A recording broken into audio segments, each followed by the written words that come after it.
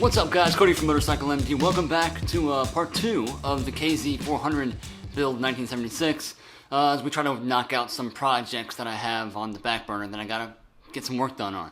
If you haven't checked out part 1 yet, go ahead and do it. Obviously, because everything's leading up to something, we're trying to get this thing started. In this video, we get to tackle a couple of different issues that we run into with throttle cables, do some carburetor tuning on the VM32s as far as an initial setting of what we're gonna hope this thing will run off of, and a couple of quick and easy repairs along the way. I was really hoping to be able to pack this video full of just everything up until the point where it started, but it's just too much stuff. So to keep this mini-series somewhat digestible, we gotta break the videos up a little bit. So next week, we will be firing this thing up as we slowly fix small things along the way until the point that it does. But if you are new to the channel, welcome. We do videos on motorcycle repair. If you wanna learn more how to maintenance and repair your motorcycle, I have a free course that me and my buddy Matt over at How To Motorcycle Repair put together for you. In the description, there'll be a link straight to it, and it's totally free. About 30, 40 plus videos on maintaining a motorcycle, and it's yours to have. But again, thanks for stopping by. I hope you enjoyed the video. Let's hop right back in on this 400. So as you guys can see, I do have quite the assortment of VM style carbs, but I can swap a lot of parts in between them. So the settings I'll be going with for the VM32s will be number 20 pilots, 210 mains, the 2.0 slides, facing the right direction, with the cutout facing towards the air filters. 6 DP17 needles in the clip positions in the middle. We will set the float height at about 22 millimeters. Because I'm using older gaskets, I don't ever recommend using any type of sealant or silicone ever when it comes to carbs, but I'm using these older gaskets, which are a little bit seated in. And this is a gasket dressing and sealant, and it's fuel resistant. So I'm gonna try to give these things the best shot that we can until our new gaskets come in. It's very, very tacky stuff. Do a light little coat. Go ahead and stick that on there, like so. Still have a bunch left. Go ahead and install one of these bowls. Make sure that the floats, your needle is on the bottom. If you have them upside down, then they won't float. And we'll go ahead and throw our mixture screw, which is a air mixture, at about, let's say, 1 3/4 out from the seated position. So they're seated 1/2 quarter.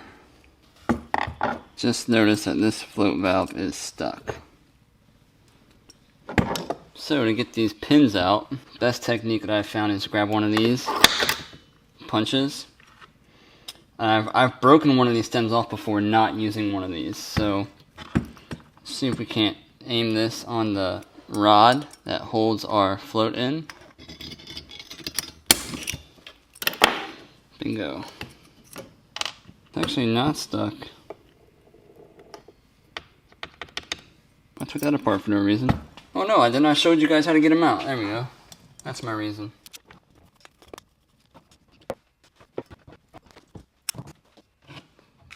Choke.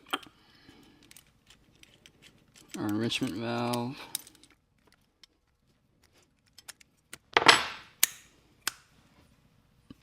Sweet.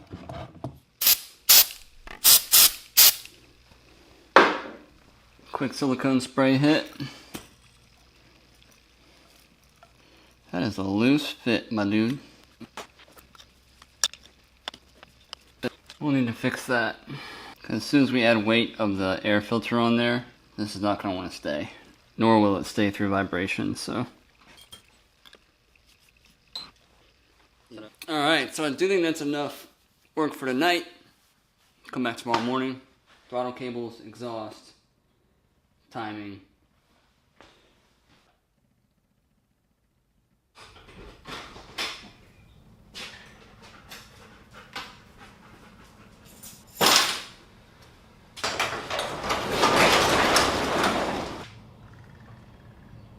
What's up, old man?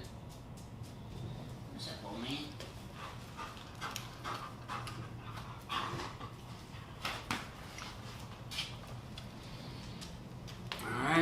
do it. So 7/8 bars. I do have this single. Actually, it's a dual cable throw, but I'm going to use single, which goes into a junction like that, which then spreads out to two different ones. I think I have a shorter one that might work. This one here. Apparently, single to dual pull cables are like a rarity to order online right now. I've been waiting for a certain one to come out and it's just never available.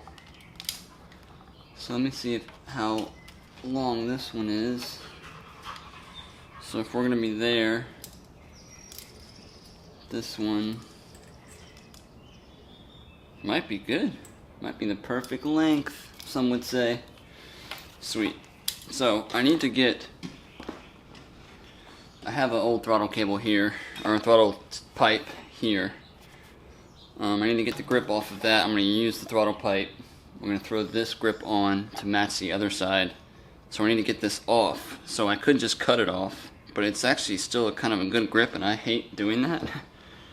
I hate just throwing away something I could probably use one day. So what we're going to do is I need something to hold this, at least in place. So if I lock this down. It has been raining for like 5 days straight. I'm sick of it. It's spring, muggy out. Hopefully some sun's coming our way. So I'm just gonna lock this down. Not everybody has access to an air tool, but this is a really easy trick to get grips off. Or get grips on. Dirt bikes, four-wheelers, motorcycles, it really doesn't matter. These ones are a little bit easier than most. But now, when I go to pull this or go back on, it's not gonna go anywhere. So, take this,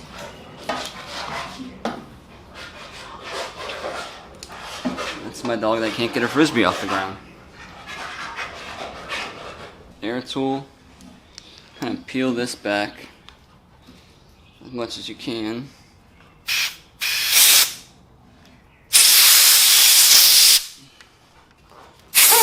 And off it'll go. And normally what I would do is I would sand this all down with some sandpaper, just get it nice and rough. Some people use hairspray. That stuff sticks pretty well. But I'm not gonna glue them down quite yet. So I can kind of slide this on. If I use silicone spray, it would go right on. I'll grab some more air.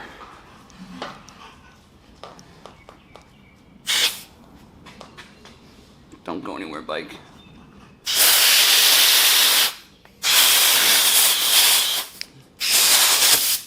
I'm not too satisfied with the length that they give. There's still some gap there. I wish it would get a little bit tighter. Even if I were to stretch this thing out as far as I can go, it would likely just work its way back. If I wanted to, I could cut that off as well, or I could take the pipe and then shorten the pipe up, which honestly wouldn't be a bad idea. Why don't we just do that now? So we're going to take off. We want this to be pretty tight, but not obviously laying up against our guy. So this is already hanging off quite a bit. I think it might be the right length for me. See how it's kind of already, just because where I put it on the grip, but we're gonna just take that much off right to the end of the pipe.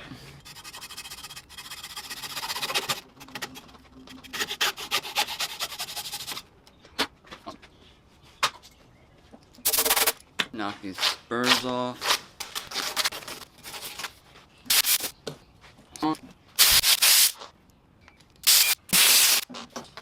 I'm learning that this new lens I got has a very slow focus time. Maybe it's not the lens. Maybe I don't know what I'm talking about. Bingo. That's a good area right there. I like that. Very good. I have two sets of these cables. One's got equal-sided where it splits, and this one's got a shorter one and a longer one, which I really like. It adds like a little bit of a custom, I don't know, it fits nicer. That looks like what you would normally get from an aftermarket store, something like that. But on the tag I wrote DOHC, dual overhead cam, so which the only thing I can think of that has a single to dual pull cable on a dual overhead cam. Oh, that's not even the right pitch. What? What? Don't tell me I can't use this. Oh, no way. It's like the wrong pitch. That's a bummer. I can't use it. I can't use it. The thread pitch is too small for this. Man. This cable feels great. We're just gonna roll with these for now. It's gonna be too long of a cable, but stupid. Alright, so this is gonna sit like this in here. If you wanted to, you could put a little thin grease in there. Right now I'm not too worried about it because I'm gonna take this back apart. But we're gonna be twisting the throttle backwards, so we gotta put this one in the frontmost location. Take this cable, wrap it on that front part. There's that rain. There's that rain. I like to screw these in until the point where the nut, when you lock it down, it would cover up all the threads showing underneath. Like if I back this thing out, which you can do to take up free play, that's also an option. There would be a bunch of threads hanging on the bottom. So there is an adjustment here for our throttle cable free play. So we're just going to take this in. Right there is good. Like most clamps on handlebars, you try to clamp onto the bar. So I'll tighten the forwardmost bolt first, so that way when I tighten this second one back towards the rider, it kind of clamps onto the bar. Usually you don't go down even, you want to kind of clamp it. Find the best route. Wrong size cable, it's actually going to be hanging out that far. No problem. It's got these cables meant for Makunis, or this style of slide. This is the tricky part. I'm going to go in here with you, throw our spring down, put our hold on, slide it over, make sure your needle's down, the rest of it should all fall into place.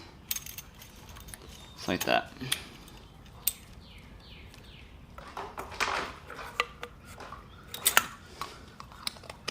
Let's grab this other one real quick.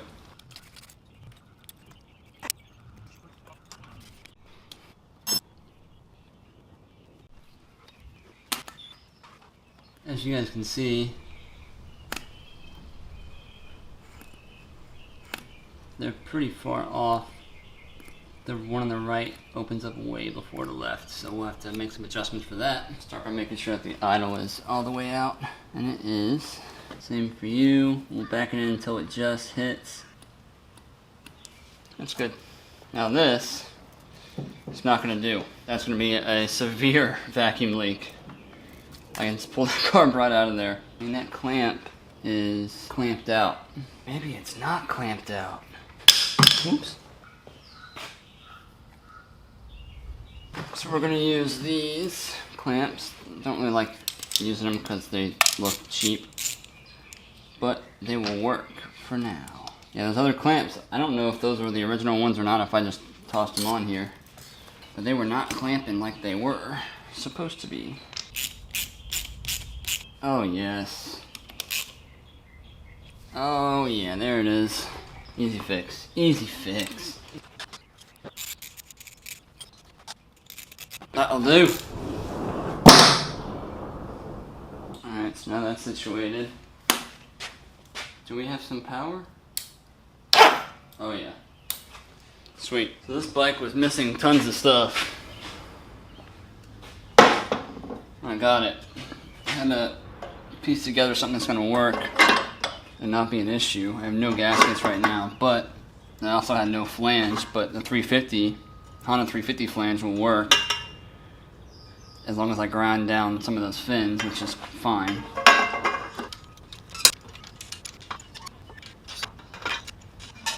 This thing's going to have a horrendous exhaust leak. It's going to sound like crap. Alright, we'll wrap this video up. I don't want to make these things too long. Next video, we will be firing this thing up. Part 3 will be this thing in action. I can't wait to show you guys. And next video will probably be the last one for a little bit until we can make some more progress and I can kind of batch record as I move through that. So if you enjoyed the content, again, like the video, subscribe to the channel, hit that alert button so you get notified when new videos do come out. Also, grab that maintenance course in the description. It'll take you straight to it, get you plugged in. Until next time, guys, Cody from Motorcycle MD, bringing you guys some quality tips and tricks for your next build or your daily rider. See you next time. Later.